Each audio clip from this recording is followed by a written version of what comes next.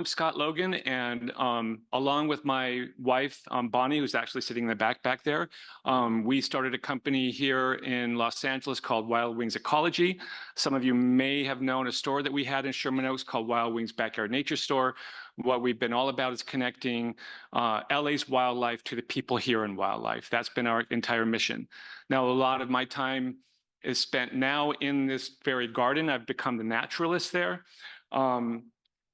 And my basic role has been to discover what animals are utilizing these native plants that have been planted in this particular garden. Just an overview, it's about an acre down an east-facing hillside. As of today, about 90% of the flora is native. And although at times it's irrigated, it never gets unseasonal water. So it's not getting water during the summer. If we happen to have a dry winter, it will get water during the winter. No poisons, herbicides of any kind are ever used in the garden. It's the ecosystems there that take care of everything. And as you can see, it's geographically located looking right over Los Angeles. So this is this is a zoomed in view of it, but that's the view from the backyard of this garden. Okay. So myself, I was born and raised here in Los Angeles, and I've always marveled at how much wildlife that we have here in a city that contains over 4 million people. But I was really surprised to find out how much wildlife could reside in one single garden, and it all resides there because it's planted in native plants. So for the past 9 years, I've been the garden's naturalist, and I've been documenting the wildlife that utilizes this space, as well as oversee and participate in scientific study that's done there. The Gottlieb Native Garden continues to prove, without a doubt, that if we want to begin to repair the ecosystems that we've taken away with our housing projects, it can be done, and it can be done with native plants. Okay, so you won't recognize me in this shot, but this is how I spend a lot of time in the garden, literally lying in bushes with a camera, or in this case, in buckwheat. My subject here was this large grass spider that had just caught a European honeybee. Oops, sorry. At this point, I've uncovered over 2,000 species of animals on this one property. So that would be from the smallest insects up to the largest mammals that you'll find in Los Angeles. Over 100 species of birds are on that list. Recently, I added a western screech owl, which now we brought up the number to 117 species. He was coming down for a drink. Occasionally, birds that come into the garden are extremely unique, like this leucistic Allen's hummingbird. You'll notice where usually the brown or rufous tones would be, like the male that just landed behind it. There's no pigment, so it's white. What's really cool about when you find animals like this is that you can recognize them as individuals, and you can keep track of them in your yard. This particular bird hung around for about 5 years. Some of the species on that list are uncommon wintering birds, like this white-throated sparrow. Probably one of the better lost migrants we had was this chestnut-sided warbler. I only saw it for a few days, though, in the garden, so it didn't stick around for very long. But the majority of the birds that we have in the garden are residents, like this house wren, which is associated with this oak woodland habitat here, but as well can be found in a lot of our gardens. And to me, a very impressive list is the 28 species of mammals that have been found in that garden. Our latest mammal species documented was a western mastiff bat. So that brings a total of 8 bat species that are hunting in the garden. There's 2 more that need to be vetted, and that would bring up this, the count to 10 species, which I think is absolutely incredible. So why is there so much wildlife in this garden? The short answer is it's the diversity of California native plants and how long those plants have been in this garden. This has basically been a 30-year project.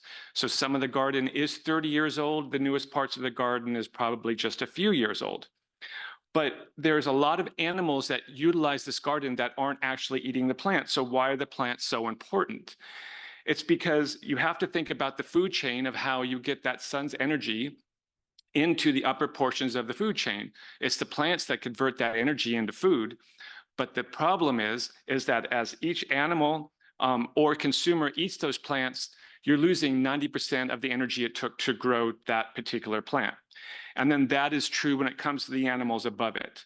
So as you climb up that food chain, when you get near the top, these top predators in the food chain are subsiding on a very, very tiny sliver of the amount of energy it took to grow those plants. Simply put, a scrub jay that weighs just over 3 ounces,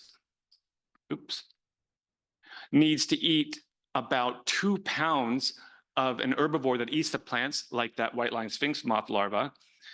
And that white-lined sphinx moth larva needs to eat 19 pounds of plants just to create that 3-ounce scrub jay. So what this means is planting a native plant in your yard is fantastic, but the more native plants you can plant, the more it's going to sustain the ecosystems and large ecosystems.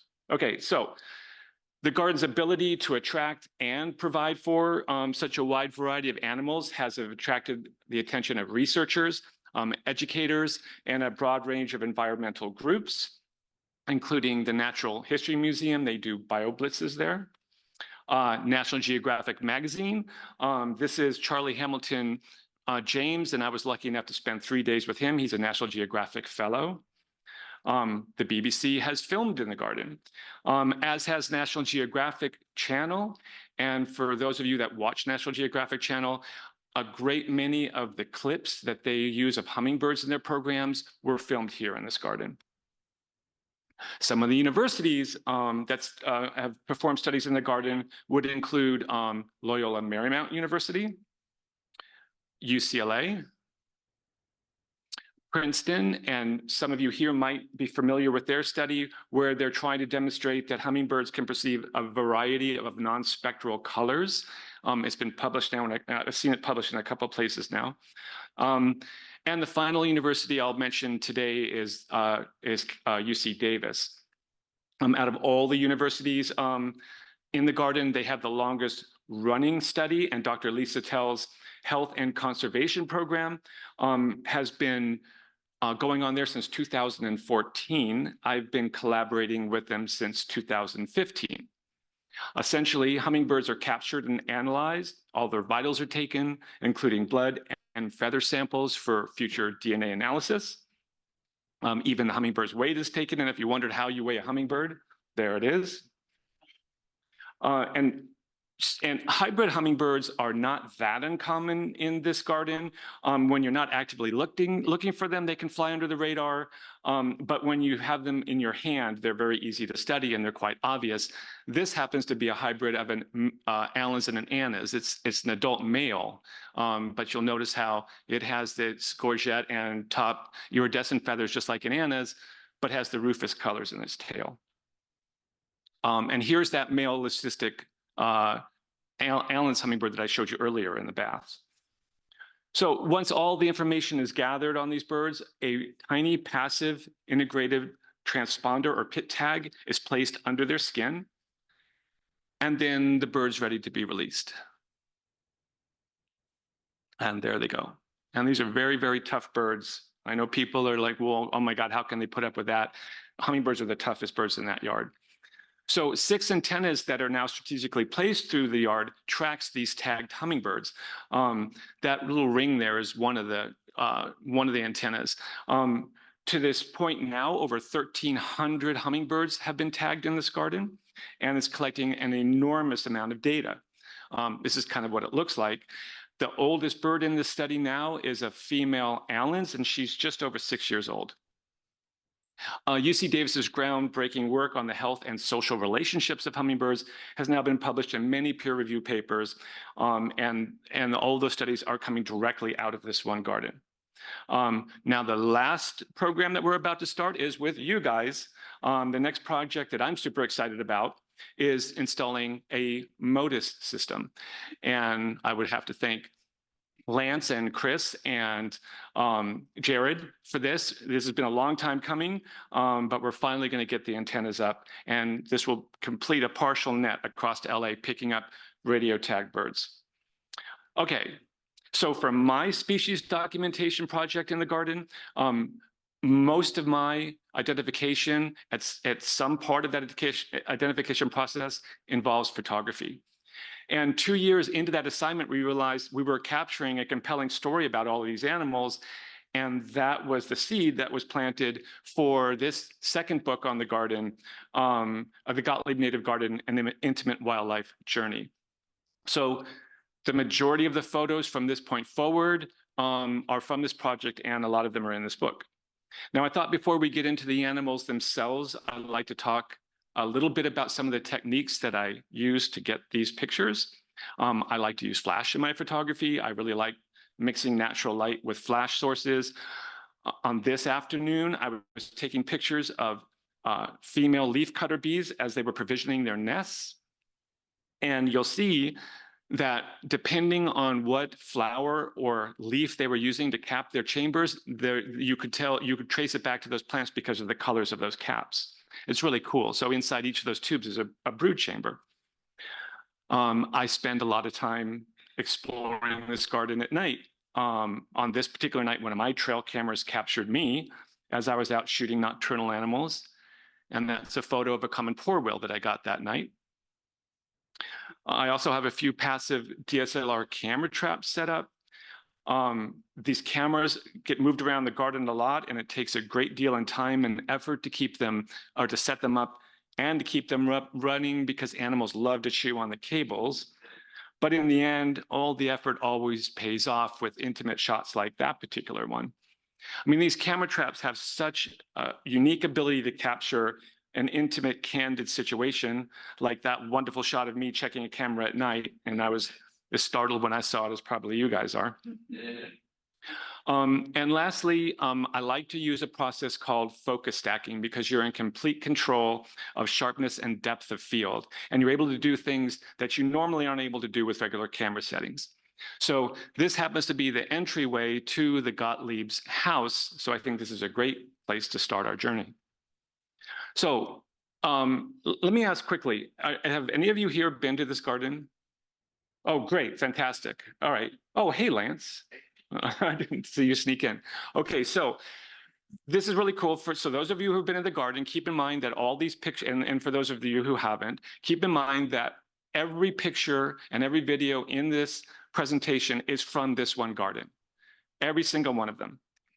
Every animal has been caught at one point or another in the garden within the last 9 years that I've been there. And this is a garden that's right in the middle of Los Angeles, like I said. Some of these animals are reclusive and difficult to find, like ring-necked snakes. Others are so shy that we all have a tough time seeing them, like this gray fox.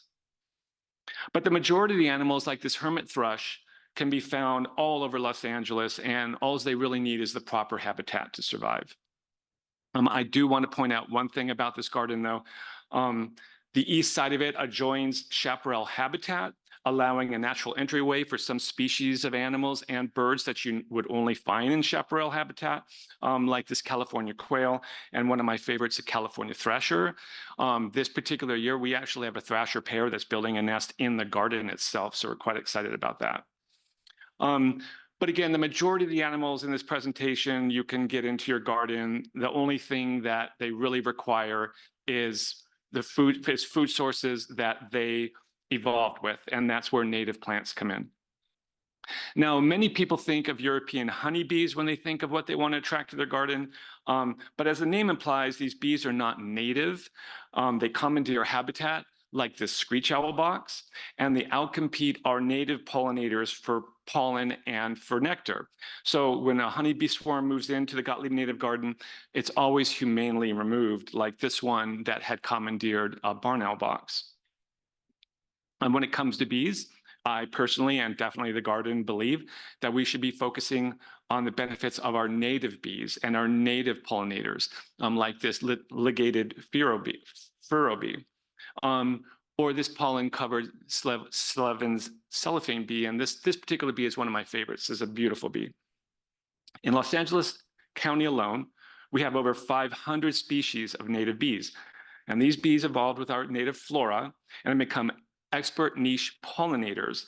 And this diversity is what leads to a healthy ecosystem. As of last count, I've documented 61 species of bees in this garden, and out of that 61 species, 58 of them are native, 3 non-native. Out of those 58 species, about 25 or so of them occur regularly and breed in the garden.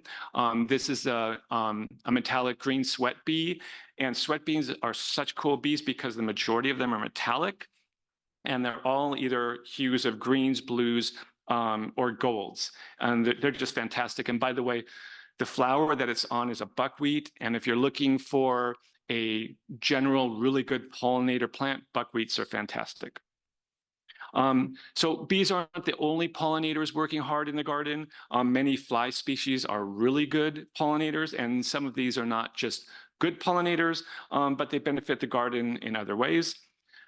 Take this forest-spotted aphid fly, for instance. Their young are carnivorous, so not only are they pollinating flowers, their eggs near aphid infestations, and then their young eat the aphids. Fly communities are super, super important to a healthy ecosystem. After flies, other beneficial pollinators would include butterflies, moths, wasps, beetles, and of course, hummingbirds. Although they're quite the niche pollinators, they don't stop pollinating when it rains. So they're really clever about that. Another group of insects that we all enjoy having in our garden are butterflies. And as I'm sure most of you know, monarch butterflies can be attracted to your yard by planting milkweed, because the adult females will seek out that milkweed to lay their eggs. As milkweed's the host plant for their larvae. But what's really important is that you plant native milkweed and not not non-native milkweed. The native milkweed we have around here is A. fascicularis, or narrow leaf milkweed. And basically, the life cycle of that plant is in tune to the life cycle of a monarch butterfly.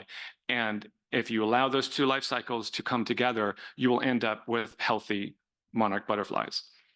But it's not just monarchs that get attracted to your garden with a host plant. You can do the same thing with all the other butterflies. A lot of them have specific host plants that they want to lay their larvae on. If you plant those specific host plants, you're going to get those butterflies.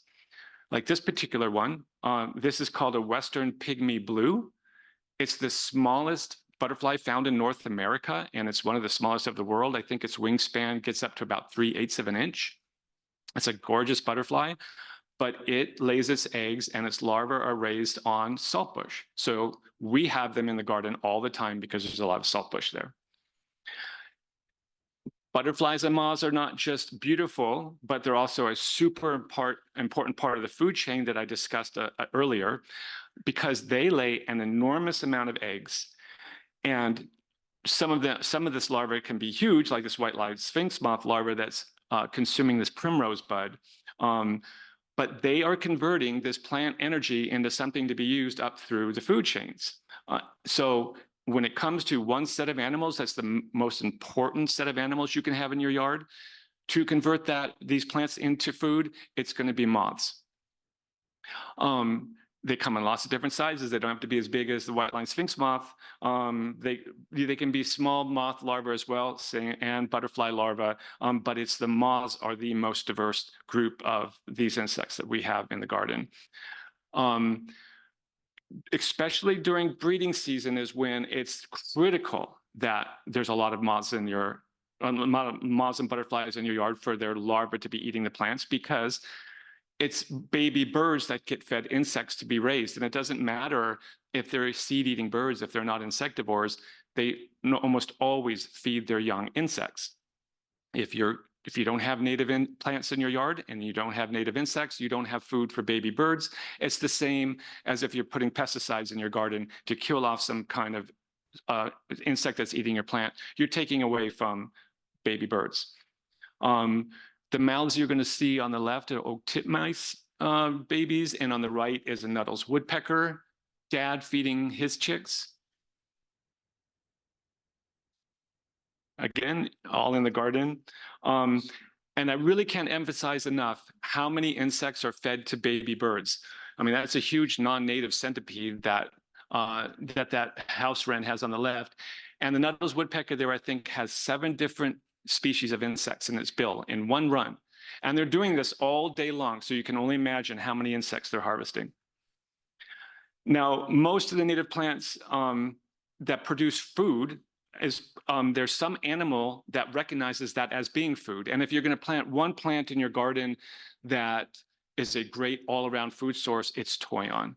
Toyon feeds a lot of wildlife, not just birds with its berries. If you want western bluebirds in your yard, toyon's a great plant to plant, as well as putting in a nesting box for them. The toyon flowers are great for pollinators, and clearly this white-banded crab spider is aware of this as it's laying in wait for pollinators to come to the flowers. And by the way, white-banded crab spiders can change their color between white and yellow. It depends on the flower that they're on, so they always seek out white or yellow flowers. I think that's super cool, but kind of digress there. Toyon's the perfect example for how wildlife will prefer a native plant to a non-native plant, because a lot of you might be familiar with pyracantha berries. Pyracantha berries look extremely similar to toyon, but it happens all the time. There happens to be a large hedge of pyracantha next to this property. Every last toyon berry will be stripped down out of that yard before any of the birds touch the pyracantha berry. So these plants, they're directly connected to these native plants because they evolved with them. This is true for seed-eating birds too. This lesser goldfinch would prefer eating native sage seeds to other non-native seeds. And historically, Anna's hummingbirds were the only year-round hummingbird found in the LA basin. And so because of that, they're very connected with the rhythm of our native flowers. If this bird is here as a resident year round, and it always had been, that means there always had to be something in bloom here in Los Angeles. And there is. So when it comes to the winter, for instance, a very important blooming plant is manzanita. But there's always some native California flower in bloom. And while we're on the subject of food sources, the garden does have some bird feeders out. It's sort of to augment the nourishment that the garden itself is providing. At this hummingbird feeder are 3 species of hummingbirds that we will normally have throughout the summer. It's black-chin, Allen's, and Anna's hummingbird. And in the beginning of March, and I'm sure that any of you who have oriole feeders out know this, that hooded orioles arrive like clockwork. We already have the feeders out for them, and they're ready to go as soon as they arrive. And then we have some seed feeders out too for like this California scrub jay. Mealworms are also very popular, especially during breeding season. This male spotted towhee, he's got a whole load of worms in his mouth ready to bring back to the nest. But what I want to point out in this picture is if you look in the upper right corner of the picture, there's a cat. And that cat is closed in a screen. There's a catio that runs around, or I should say it's kind of a cat habit trail that leads to catios in a portion of this garden. And it's absolutely brilliant because it allows these cats to go outside, and the wildlife is safe from the cats, and the cats are safe from the wildlife. I can't claim that the fish in the upper pond are safe from the wildlife. When herons come to feed there, they're not chased off. They're allowed to take whatever they want and reconsider it. That's just nature's tax for enjoying them. Along with food, wildlife needs water. Here, a yellow rump warbler is finding its water source from this early morning dew, but that's not always available to them. So putting in water features are a great addition to your garden. The Gottlieb Native Garden has 5 of them. And as I said earlier, there's no chemistry used in any of them. They're all sustaining life habitat within the water features. And an important thing to remember about water features is that you want the water depth to vary greatly because birds can be as small as a hummingbird and as large as a red-tailed hawk. The more different heights of water you can have in your water features, the more diverse the bird life you'll get that's using it. As I said, there's active ecosystems in all the water features, and people say, oh, with all these water features, aren't you worried about mosquitoes? No, because the mosquito larva is being eaten by other insects that happen to be in these water features. And over time, these water features have become known on migratory routes. This particular bath is a lower bath or lower water feature in the garden, and it is extremely busy during migration season, which is getting busy right now. When it comes into late April and early May, it's not uncommon to see dozens of Western tanagers grouped around this water feature. It's just when birds are migrating, if they've lived long enough to do those trails a couple of times, they know where resources are, and this has become a resource for them. And even a stormy afternoon didn't stop these cedar waxwings from using this water source, which is basically just a depression in a rock. So it can, water sources can vary greatly. Now, I could tell you a story about a lot of these images in here, but I won't bore you with that. But I do want to tell the story about this one because it's pretty cool. This photo was taken by one of my DSLR camera traps. So the camera trap looked like this. There's a flash that's in the upper left, the camera's in the middle, and there's a trigger down on the right. I happened to come to the garden on this day to check the camera. I have to manually pull the cards out of the cameras. But when I arrived there, a hailstorm started. And I thought, okay, well, I'll just retreat back into the house and wait until the hailstorm is finished, and I'll come back out and I'll check the camera. Well, when I came back out, that was what greeted me, was this amazing, end-to-end rainbow that was framing the garden. And even cooler was, as the hummingbirds were flying through it, their iridescent feathers were glowing even more brightly than they normally were. So it wasn't until the rainbow fully dissipated that I went and I checked my camera, and that was the shot that the camera had gotten. So apparently, right after the storm ended, the sun broke through. You can see the clouds breaking through in the back. And these cedar waxwings, even though it had just been hailing, they decided it was a great time to come down and take a bath. So the timing was perfect, and luckily my equipment worked great for capturing that moment. And thankfully, it worked for that image as well. This is one of my favorite images that I've got in the garden. And as you can see, it's more than birds that use these water features. Another very important part of a healthy ecosystem is predators, and they come in many sizes and shapes. We're familiar with spiders like this green lynx spider, and praying mantises like this bordered mantis. And I want to say something about this. A lot of people go to nurseries to buy praying mantises for organic garden control. It's a very bad thing to do. And the reason why it's bad to do is that there's no nurseries that I know of are selling native mantises. They're selling Oriental and North African mantises.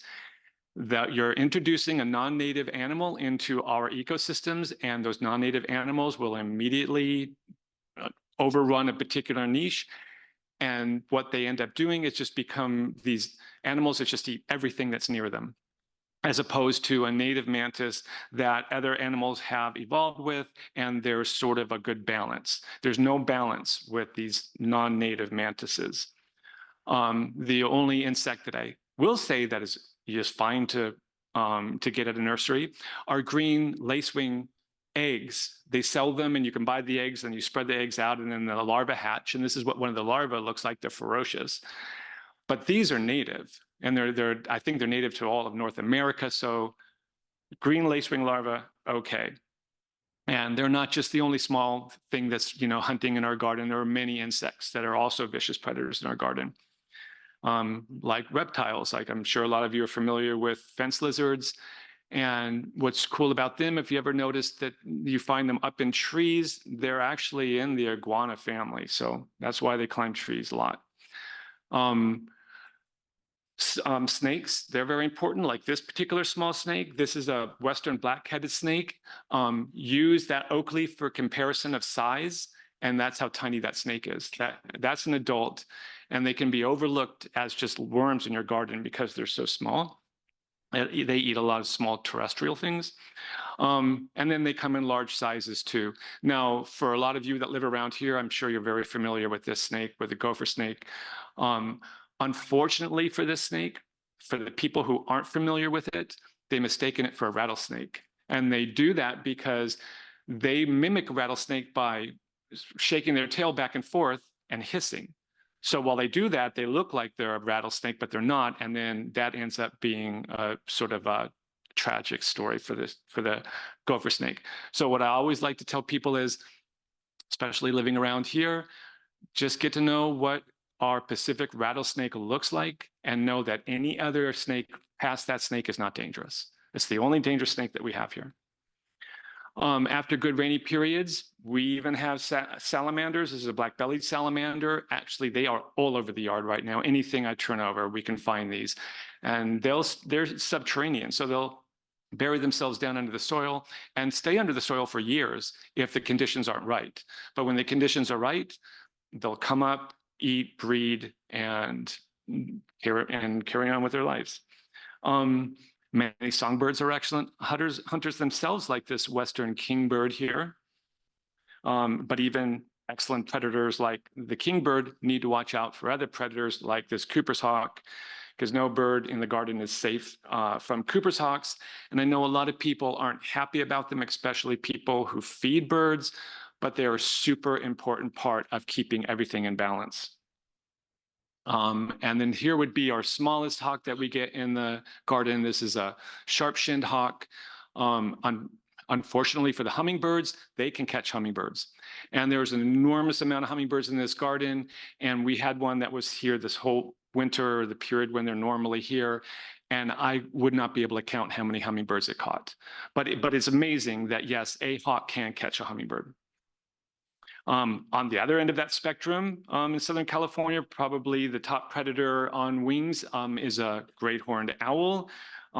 They can carry some really large prey. And when you have talons like those, I can see why you'd stay out of their way. And when California ground squirrels get out of control, that's when we see more of our favorite bobcats. This happens to be a male bobcat that visits the garden. You can see that tag in his ear. He's been tagged and collared by the Park Service. Oh, there, that's a better view of it. To the Park Service, I think he's B346. We just call him Hank. But I want to back this photo up to show you something that's very interesting. Earlier in the day, and this is true, I'm not making this up, earlier in the day, before this photo was taken, I got a photo of two other mammals. That would be Susan Gottlieb. She's the owner of the garden, with her cat taking her for a walk. But what's telling about this is that she was on that trail just a few hours earlier, and then the bobcat was on that trail. So these animals are not really that concerned about sharing the space with us. You know, a lot of people think that, oh, well, you know, they're going to catch the scent of us and that's it. That's not true. These animals are very, very used to our habits. So breeding season is always an exciting time in the garden, like this spotted towhee blasting out a song.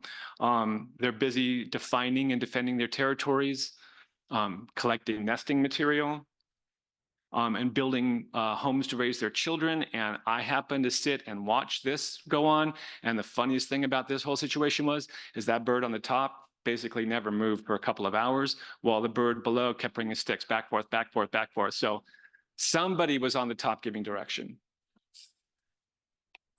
And then after all the preparation, the romance begins. And then the children appear, and sometimes loads of them, and doesn't matter how all of us feel about California ground squirrels, their babies are super, super cute. Now, for me personally, the most magic time of the garden is that period between day and night. It's that space where diurnal animals are just finishing their shift and then nocturnal animals are beginning theirs. And if you sit in your garden quietly, you can actually feel that transition happen. And then once it's dark, I highly recommend you go out and explore and see what you can find. Yes, there'll be the usual suspects, like this orb spider and moths, all of which I find extremely beautiful. I mean, the moths are literally nature's canvas for elaborate tapestries, in my opinion. I mean, that to me could be used for an elegant dress. When you take a close look at moths, the patterns are gorgeous. But if you just simply take the time to be quiet and observe, you're sure to be amazed at what appears. Take beetles, for instance. Some species are active during the day, like this green fruit beetle, but many more are active at night, and they come in a lot of different colors and shapes and sizes and have crazy life cycles. And the beetle on the upper left is a firefly. And for those of you who don't know, yes, we do have fireflies here in Southern California. A main difference, though, is that it's the females that glow and the flightless females that glow. The flighted males do not glow. But out of all the beetles that I encounter in the garden, black-bearing beetles are by far the most interesting and fantastic. And I literally could do a complete presentation on just their life cycle alone. They're covered in these symbiotic mites, and without those mites, that beetle could not survive, and without the beetle, the mites could not survive. It's a fantastic relationship. And let's give a shout out to striped skunks for a moment. When you notice that holes were dug in your garden, you really should be saying thank you to skunks, because what they're doing is they're with their really excellent sense of smell, they're smelling out grubs in your garden. And these grubs are basically eating the roots of your plants and your trees. So again, organic way of nature just sort of keeping everything in balance. As you see, his nose is really muddy there. He's just coming in from a trail from a neighbor's house. So apparently their sprinklers were on and he was snuffling around there. And by the way, scorpions are absolutely a skunk's favorite food. So if you don't like scorpions, invite the skunks. But if you do like scorpions, here's a really cool tip. The easiest way to find them in your yard is with a UV light. Because if you shine a UV light in your garden and it hits the exoskeleton of a scorpion, somehow their exoskeleton redirects the spectrum into something that we can see, and it's sort of a bluish, glowy color, and they stand out like a sore thumb. If you want to know they're there, do it in your garden. If you don't want to know, don't do it, because you'll be surprised. Northern raccoons are one of the many different characters utilizing our garden. And I absolutely love this photo because I just try to figure out what's going on here. I know that I felt like the one on the right before, and someone's upset at me, and I just don't know what to do to help them out. I just don't know what was going on when that photo was taken. And sometimes when these animals paths cross, there's drama. And I know this looks really bad for the skunk, but this was one of a series of photographs, and I can tell you that the animal that got the raw end of this deal was that coyote. That coyote got a direct hit in one of those frames, but in this frame, I just love the look on that skunk's face right there. And it's always, as I was saying earlier, it's always exciting when you run across a unique animal. So this is a striped skunk as well, and apparently they have a recessive gene where this is their coloring. Not super, super rare, but it's not too often that we see them this way. But because this skunk was so differently patterned than the other skunks that I would normally get on my cameras, I could keep track of it. And this skunk hung around for about 4 years. So even with all the predators and everything that's going on in this garden, even prey like a skunk can live there for a long time. There's 2 great horned owls that have been part of that garden even longer. As long as I've been working there, this pair has been there, the females on the left and the males on the right.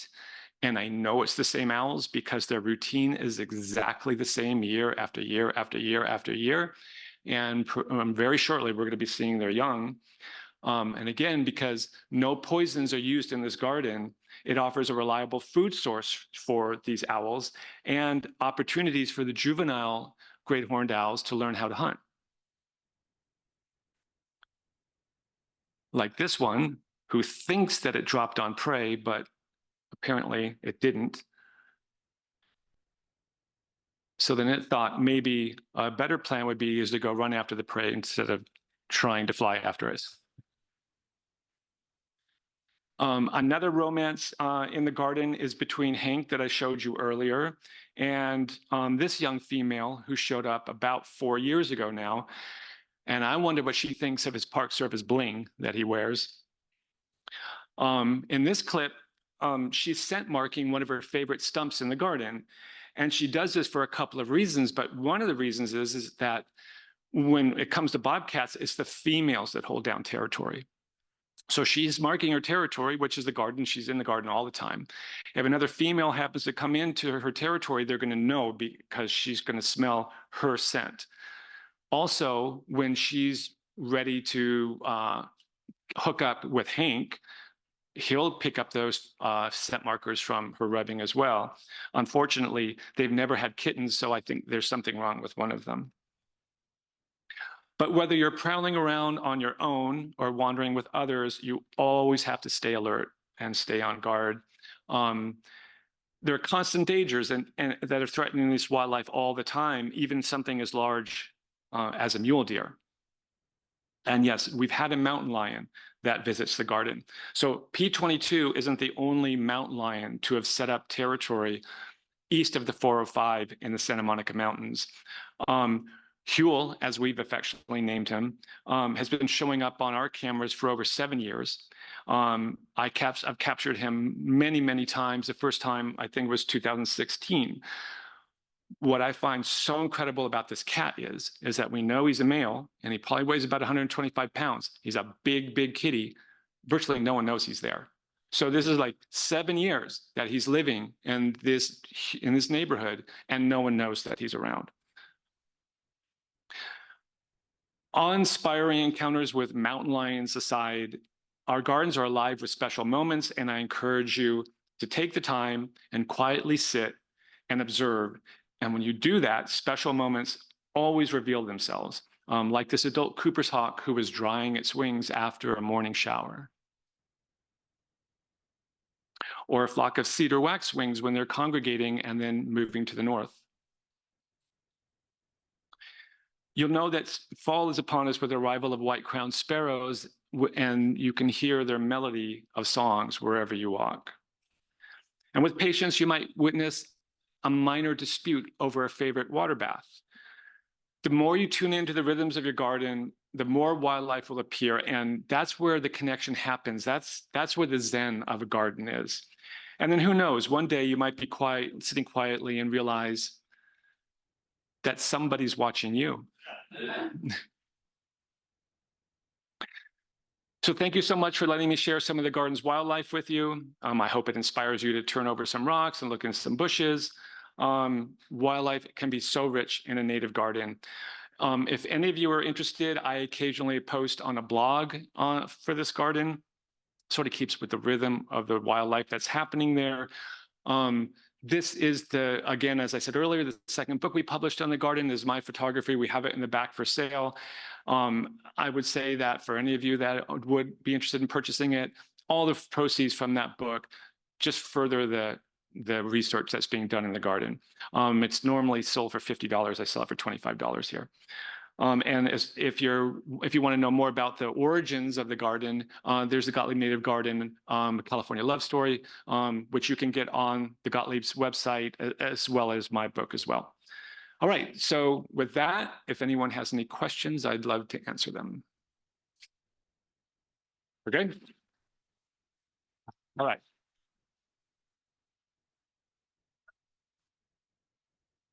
Yes. Can you repeat it?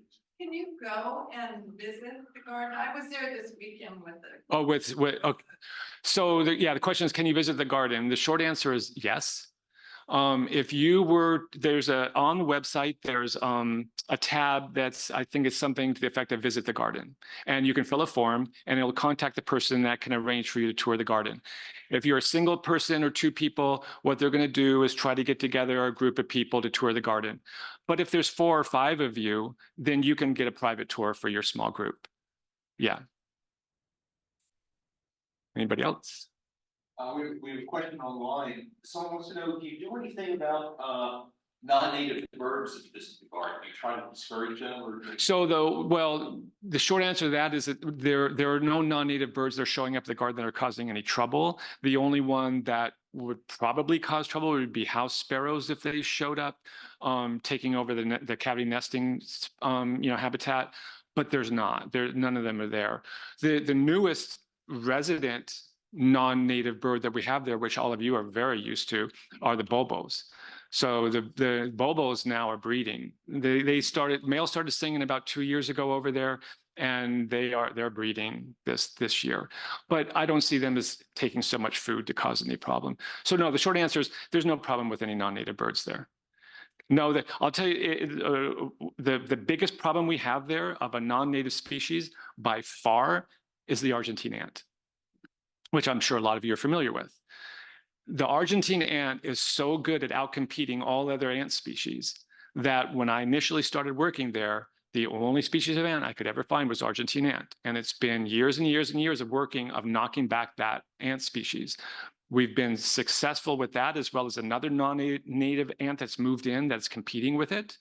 That now we have, I think, 7 species of ants there. But that's the worst non-native animal we have in the garden. Yeah.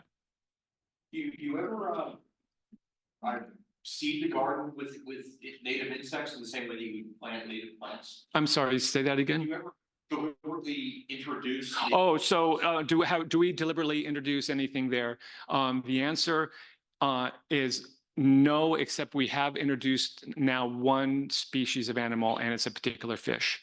And it's a fish that's native to the San Gabriels here, the royal chub. There was one particular bath that had koi in it, and I had fought for years and years and years to get rid of that koi. Finally, we've gotten rid of that koi because we found a source for the royal chub, and now it's a royal chub in there. But those royal chub aren't going to be going anywhere. They're not going to leave that water source and go somewhere else, so it's fine. But besides that, we haven't introduced any animals there. Yes? I was wondering if you could talk a little bit about bat identification and what's a good way to get into that? So how do I know what bats are in the garden? It's because we have a microphone up that every night records the bats. And once a month, we process all of those recordings and through software that creates ultimately sonograms. And then we can use those sonograms to figure out what species of bats that are there. It's actually very cool. You can do it on your phone. There's a company called Wildlife Acoustics that sells a ultrasonic microphone that you can just plug into your phone with their app. And it's amazing. I mean, literally, as if we left here tonight, you went out in this parking lot, you would be able to identify what bats were flying around here. So it's really, really cool. Bats are super, super important for a balanced ecosystem. But yeah, Wildlife Acoustics, very easy way to get into it. Yeah. Insight and things, have you gotten out of the hummingbird program? So the Hummingbird Health and Conservation Program was originally started because UC Davis's veterinarian department wanted to definitively answer something that everybody has their opinion on. And that is it okay to feed hummingbirds from a hummingbird feeder? Everyone has their opinion. You can Google it. You can find everybody who says, oh, it's terrible, it's bad, it's great, whatever it is. Oh, it hurts their, it's bad, they'll get sick from it. So that's why they started this program. Now, the only way that they were going to be able to figure out whether they were getting sick from particular feeders, if they were passing pathogens on to each other because we're bringing them close together, was to be able to individually track them. So the first part of their program was, how do we individually track a hummingbird? And that's where the pit tags came in. So when they figured out how to insert the pit tags into the hummingbird successfully, and then track the hummingbirds with antennas, that's when they started the study on the hummingbird feeders themselves. And that had a lot to do with checking their fecal matter, checking their blood. And what they were able to tell is, okay, which hummingbirds went to what feeders, who was together, is this group of hummingbirds ill and this one not? In the end, through peer-reviewed papers, they have definitively answered that question. It's neutral. It doesn't help them. It doesn't hurt them. It's the same as them getting nectar from flowers. It's just that wildlife will gravitate to an easier source of food, so they're going to spend more time at those hummingbird feeders, but they still use the flowers around. Now, what UC Davis did not expect was that they were going to collect a mountain of data on hummingbirds because they are all being tracked. If you think of hummingbirds, they're extremely aggressive, probably one of the more aggressive birds that we have around here. when a hummingbird finds a patch of flowers or hummingbird feeder that it wants to defend, it defends it with a lot of gusto. They don't allow other hummingbirds around. They are solitary species of animals. When they breed, they literally come together for about 3 seconds. And that's the most of contact that they're having. So when we're bringing them to hummingbird feeders, when they're grouping around hummingbird feeders, we're creating a social situation that doesn't naturally exist. What UC Davis didn't realize they would find out is that they're creating social structure. So they're creating alliances, they're creating friends, they have enemies. There's particular hummingbirds that will never go to a feeder if another hummingbird is there because they don't like each other. There are other hummingbirds that only show up with their friend, and they're never alone. It's always with their friend. There are hummingbirds that go missing out of the garden for weeks and weeks and weeks with 2 or 3 other hummingbirds. And then weeks or weeks later, they show back up again together. Where did they go? Why did they go together? So they now are trying to find graduate students to go through this mountain of data to figure out what they have and what can be learned from it. So that's where the study continues on now. So the original part of their study is finished. They've concluded it, but they're continuing in the garden because now they have this social structure study going. Yes. I'm amazed that 1 acre. Yeah. All of this. Yeah, it's kind of madness. Yeah. Shocking. It is, but it demonstrates, I mean, it sounds maybe cliche or whatever, but it demonstrates the power of native plants. The question I have for you is this: what surrounds that acre? For the most part, so this house is in the 90210 zip code, okay? So you can imagine normally what those landscapes are.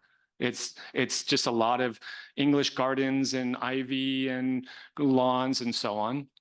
That's what's basically surrounding this house, except for the eastern portion of the property.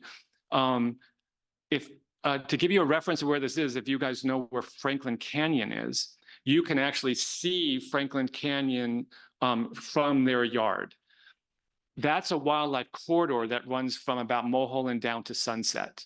But that corridor is a slim corridor. It's only between property lines of a canyon below and then the properties that are above. So you do get, I mean, that's why there was a mountain lion there. I mean, it's not like you wouldn't get a mountain lion on Highland and Melrose, right? But it's not like this is out in the wild. This is surrounded by very densely built neighborhoods with a slim wildlife corridor that runs down the back of it. So like for instance, wren tits are very common in the garden. So that gives you an idea. Well, if you have wren tits there, it's not somewhere so far away from natural land, you know, but still there's no other habitat there for all these animals to live. And what happens is when they find this sanctuary, this space, they stay. It has, you know, it has a place for them to breed, food, water, shelter, and they stay. Yeah. Any other questions? Yes. I don't know if they've ever done a study about what they put in the hummingbird feeders. I always use organic sugar. No. As opposed to the red dye. Yeah, no. Oh, so I can answer that really simply. So the question is, what should a hummingbird solution be made out of? Why hummingbirds are going to that solution in the first place is that if the solution is made correctly, it's replicating the same amount of sucrose that's in the moisture of a flower when it produces the nectar, trying to entice pollinators to it, right? So you can do that yourself by using plain white sugar, because plain white refined sugar is sucrose. That's all it is. It's sucrose. Has no, I'm sorry? They constitute and so that The end result, here's the problem with organic sugar. Organic sugar still has molasses with it. And that molasses,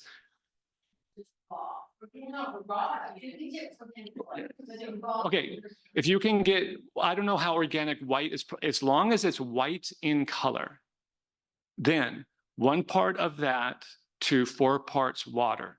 The problem is with with regular organic sugar or any sugars that you can see any kind of color in it, that means it still has molasses in it. The molasses wasn't completely processed out of it.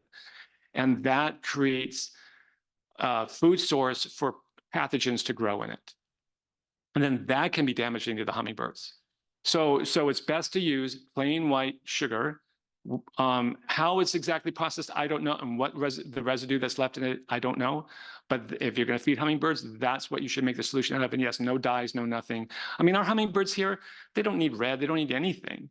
They know that we put these things up for them. And you can put a piece of art up and you're going to have a hummingbird come and just check it out. So the color doesn't even come into play here in Southern California. But yeah, no color or dye. Anybody else? Yeah, so you mentioned a little bit about sounds and bats, but what about soundscapes? Are you investigating that, comparing just the sounds that are being, recorded? So If you get a sense of just how they vary there compared to adjacent areas that aren't native. I think you have a potential sonic gold mine. the question is, well, there's two ways we're recording in that garden. One is in the ultrasonic spectrum, and the other is within our hearing range, because we're recording nocturnal birds fly through a particular canyon that's right behind this property. We got Occidental College involved in that. And the big problem that came into immediately was, oh my God, how do we sift through all this data? Like, how do we sift through all those recordings? And I know the ultrasonic recorder picks up a lot of insects. There's a lot of bird calls that are calling in, outside of the range that we can hear, but we would need someone willing to take on that. Like, I can't do it, but we have years of recordings that could be gone through, and yes, and compare. Okay, well, that would tell you a lot more about what's happening in that yard. Do you have dawn forest recordings?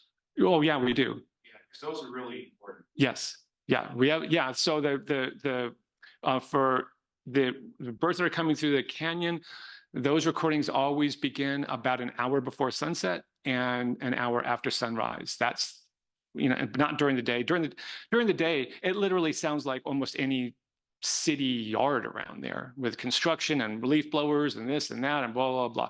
But yeah, in the morning and late afternoon when it's quiet, you pick up a lot of animal calls, but it's sifting through all that data. We tried to do it with, what's the software? You would know. Yeah, and the problem is that you have to teach the computer, okay, this is a song sparrow, or this is, northern mockingbird singing this song. This is singing that song. It's singing that song. It's so time consuming to try to teach these models to the computer that we just got bogged down in just 5 minutes, But one day, all that data exists, and one day, hopefully, someone will want to take that on. BirdNet is moving in that direction. I think as AI and all these things are, progress, it's going to get to a point where we can process that stuff. Another problem is that a lot of these bird identification by calls, especially fight calls, on the East Coast, they're far ahead of us. They've been doing it for a long time. They have these models of what the chips and what the calls are, and they know what they are. Here on the West Coast, a lot less of that study is done. We're kind of in the infancy of it. And so the softwares have to be taught those calls, because just sitting there listening to it in real time, you can imagine a year full of recordings is impossible. So yes, that's definitely, there are a lot of things on the wish list, and that is one of them, but it's finding the manpower to do it or the software that would do it. Yeah. There's a couple other questions from online. One person asked, can you talk a bit more about the benefits of saltbush?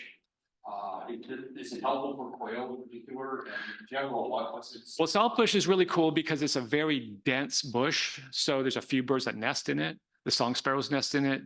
The spotted towhees and California towhees nest in it. You can put it on your salad in small amounts. And again, it's the host plant for the Western pygmy blue. It also has a really good root system, so it's good for erosion. The only negative I know of it in the garden is when it gets established, it grows. So you kind of need to stay on top of it. And there's a question about your use of pesticides, your lack of use of pesticides. Basically, I guess the question is, how do you maintain such a beautiful and lush place with no pesticides? So any of you the people who raise their hands who have been there, you walk around, you can't even find where insects and things are eating these plants. And that's because the ecosystems there are complex enough that nothing runs out of control. And it's not something that happens overnight. A really great, for instance, is that the water features there have ecosystems in them. There's no problems with mosquito larvae, there's no anything, but there's no chemistry in them either. How is that? How can it be in a clear water running through that? What everyone would kind of think. There's a bit of pain on the front end of getting that going, because when you start it, it's going to get run over with algae. It's going to have other stuff in it. Things are going to happen in it that's not going to be pretty. But you just have to keep nurturing it until the organisms begin to sort of get into sync with each other. Now, like the water runs clear in all of them because of a particular fly larva, because of midge larvae. So many midge larvae, they siphon water. That's what they're doing. They're just siphoning water, and they're taking all the organic bits out of the water. And ultimately, they pupate and become little tiny flies that you see in those swarms. You go, well, why do you want those around? Hummingbirds' absolute favorite food. There's a reason why all those hummingbirds are there. They're there because they have a food source beyond the flowers. They're insectivores. They need insects for their proteins and minerals and all that sort of thing, and fats. Well, the very thing that's keeping the water clean and in balance in the water feature is now feeding another animal. And that's basically true for all the ecosystems throughout the garden. Nothing gets out of control. I can give you another great example. Years and years and years ago, Susan, the owner of the garden, thought she was planting a valley oak. She bought it from Theater Payne, and it was labeled valley oak, and she planted it. As the years went by, didn't look like a valley oak, like didn't know what this was. Turned out it's a black oak. Now, black oaks are still native to Southern California, but they're found at much higher elevation. I don't know if there's any in the San Gabriels here. There certainly are, okay. So, but at higher elevation, right? Yeah. Right. So this oak is not at home in this space. It's not where it wants to be. When it buds out, which it just did, aphids are on top of it in 1 second. I mean, they just are all over those buds. It's just because there's not a good, it's not supposed to be here, and it's just, but aphids attack it. But what happens immediately is that icterman wasps, certain icterman wasps find those aphids. And they find them for two ways. And this, to me, is kind of mind-blowing. One is that when plants are being attacked by something, they let off distress signals, and they do it with chemical markers. There are certain insects that are connected with those certain plants that know, if I'm picking up that chemical marker, I need to go there because there's going to be food there. There's whatever's stressing it, what that stresses, something's eating it. That's number one. Number two is the aphids themselves are releasing pheromones. So as that population builds on all these buds on this black oak, icterman wasps begin to find it. So you will initially see the buds being covered in aphids, to the point of you're like, how are the buds ever going to bud out and become leaves? But then the icterman wasp population explodes because it's got a ton of food source. So they're laying eggs, they go crazy until they overrun the aphids. Now, once they overrun the aphids, there's not enough food for their young anymore. Now the icterman wasp population, this particular species, dies back, and the tree has leaves all over it. So that cycle is happening everywhere in the garden constantly, 24/7. And that's why there's no pesticides needed there. Yeah. All of this, but you, just like you said, you never. Right. Yeah, I know. You see our beautiful flowers and plants. You never see a plant like getting into that. You don't see no. All happening like. So here's the contrast is that when do you see a plant getting eaten like crazy? It's normally a plant that's not a native plant, and it's being eaten by whatever animal evolved with it from wherever it came from, right? So like eucalyptus has a lot of beetles and lerps that are here from Australia that eat eucalyptus. And there are times when you can look at eucalyptus and every single leaf on that tree is basically eaten off. I mean, it's crazy. They've been overrun. It's because they don't have the predators that would naturally be keeping them down. So you normally see all those insects and you see all of those things on something that's non-native. But when it comes to native, like that point is that it happens at such a kind of a scale you don't even notice it. I mean, when you go through that garden, it's tough to find eaten leaves. And one of the things that I love to do is I love to go through and find wasp galls and fly galls. And I mean, I have to search and search and search. There are a lot of moths that are called leaf miners, and they're such tiny moths that they actually, their larvae go within the leaves and mine the leaves. And you can tell what species it is by the pattern of that leaf mine. Well, there's a lot of non-native leaf mining moths that attack our ornamental plants. And when you see that on those plants, they're devastated. But that's the difference, because they don't have a natural predator that evolved with that particular leaf mining moth. So yes, there's a ton of life there, but like what I just showed you on that slideshow, I mean, that's 7 years of me, documenting. It's there, but you have to look for it. It's not like, oh my God, there's so many insects, so many spiders, so many whatever. It's really in balance, if that makes sense. That black oak? Not in that cycle, no. And ladybugs, there's another problem with ladybugs too. A lot of the ladybugs that we have here are non-native ladybugs too. So if you buy ladybugs from a garden shop, they're normally not native. They're Asian ladybugs also. And their life cycle, I don't find a lot of, especially overwintering, non-native ladybugs where you find native ladybugs that are overwintering. But they've been outcompeted by the non-native ladybugs. So you don't see a lot of native ladybugs around. There are some in this garden, but really, so one of the studies that we have going on there is in conjunction with a huge insect depository run by the Canadian government. And where their money is going in right now is into icterman wasps, because ladybugs are, we know about ladybugs and how they lay their eggs, just like that spotted aphid fly. They'll lay their eggs, take care of aphids. But the real warriors out there are icterman wasps. They're species host specific, so they can be controlled in a sense. Well, we hope they can. And organic gardening is becoming getting more and more traction, more and more people eating organic. But also big ag companies want to save on pesticides. Well, nature can do it. And one of the main insects out there that control pests in crops and things like that are icterman wasps.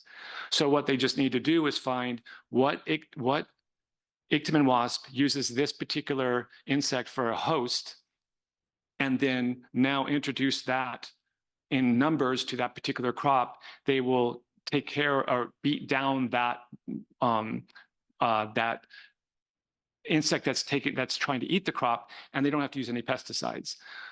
I'm saying, and there's a big roundabout way to say that icterman wasps are far, far better doing any of that than ladybugs are, and far, far better. I mean, the biggest diversity in the Gottlieb Native Garden is moths. I've uncovered over 500 species of moths there.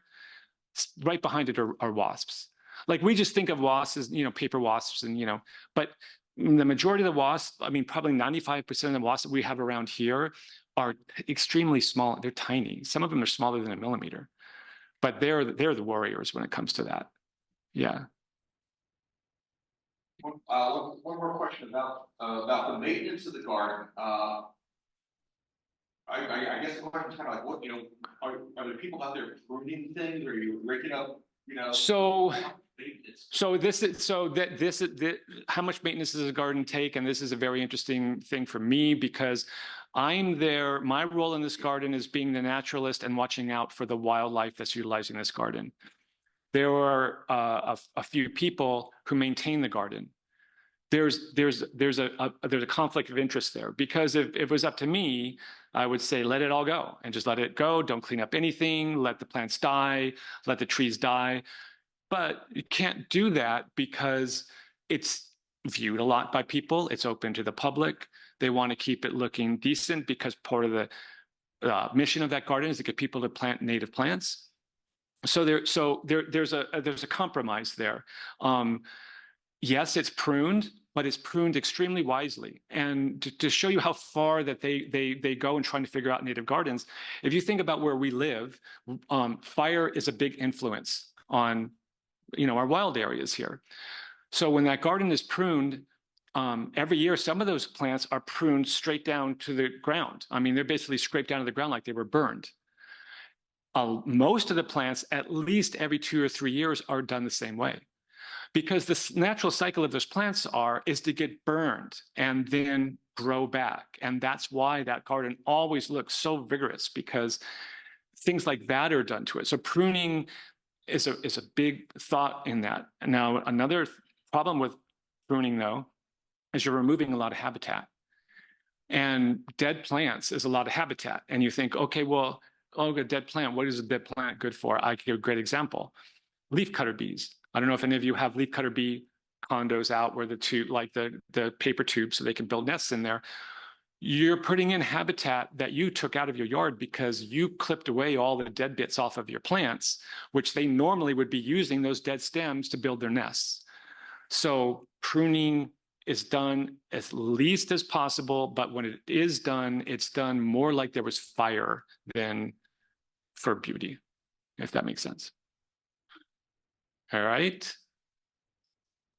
Cool. All right.